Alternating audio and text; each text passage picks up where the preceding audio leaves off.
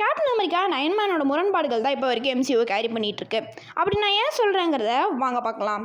இதுக்கு டேரக்டாக நீங்கள் ஃபேஸ் 1 வந்து அயன்மேன் 1 படத்துக்கு போகணும். அந்த டைமில் டோனி தன்னோட ஓன் செல்ஃபிஷ்னஸ்க்காக என்ன வேணால் பண்ணுவேன்னு சுற்றிட்டு இருந்திருப்பாரு. பட் அந்த படத்தில் அவருக்கு நடக்கிற சில விஷயங்களால் கொஞ்சம் கொஞ்சமாக ஒரு நல்ல பர்சனாக வந்து மாறிட்டு இருந்திருப்பாரு. அப்படியே அதே ஃபேஸ்லேருந்து கேப்டன் அமெரிக்கா ஃபர்ஸ்ட் அவெஞ்சர் படத்துக்கு போனீங்கன்னா கேப்டன் அமெரிக்கா தனக்கு கிடைச்ச ஒரு நல்ல லைஃப்பை சாக்ரிஃபைஸ் பண்ணி தன்னோட நாட்டுக்காக ஐஸ்குள்ளே ஆல்மோஸ்ட் 70 வருஷத்துக்கிட்ட இருந்திருப்பார். அப்படியே ஃபேஸ் 3 வந்து அவெஞ்சர்ஸ் இறுதி விளையாட்டு படத்துக்கு வாங்க. இந்த படத்தில் ஹாஃப் தி பாப்புலேஷனை திரும்பி கொண்டு வரணும்னு சொல்லி அவெஞ்சர்ஸ் டைம் ட்ராவல் பண்ணிட்டு இருந்திருப்பாங்க. டைம் ட்ராவல் பண்ணிட்டு திரும்ப வரும்போது தெரியாதனமாக பாஸ்ட் தானோஸ் ப்ரெசென்ட்டுக்கு வந்துருவார்.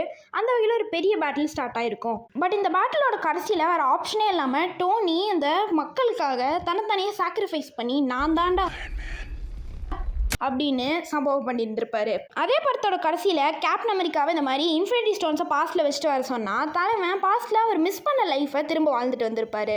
இந்த இடத்துல செல்ஃப்லெஸ்ஸாக இருந்த கேப்டன் அமெரிக்கா செல்ஃபிஷாக மாதிரி தன்னோட ஓன் செல்ஃபிஷ்னஸ்க்காக ஒரு பிரான்ச்சட் டைம் லைனை கிரியேட் பண்ணியிருந்திருப்பாரு. பட் இதுக்கு காரணமும் டோனி தான் சொல்லலாம். ஏன்னா டோனி ஒரு கடத்தில் கேப்டன் கிட்ட சொல்லியிருப்பாரு, அதாவது இந்த மாதிரி நீங்களும் ஒரு பீஸ்ஃபுல் லைஃப் வாழணும்னு. அப்படியே இப்போ வரப்போகிற அவெஞ்சர்ஸ் டூம்ஸ்டே படத்தை எடுத்தீங்கன்னா அந்த பிரான்ச்சட் டைம் லைனில் கேப்டன் அமெரிக்காவுக்கு ஒரு குழந்தை பிறந்திருக்கும். அந்த குழந்தையை தூக்கிறதுக்காக அதே அயன்மேன் ஃபேஸ் உள்ள டாக்டர் டூம் வந்துட்டுருக்காரு. இதனால தான் சொல்கிறேன்,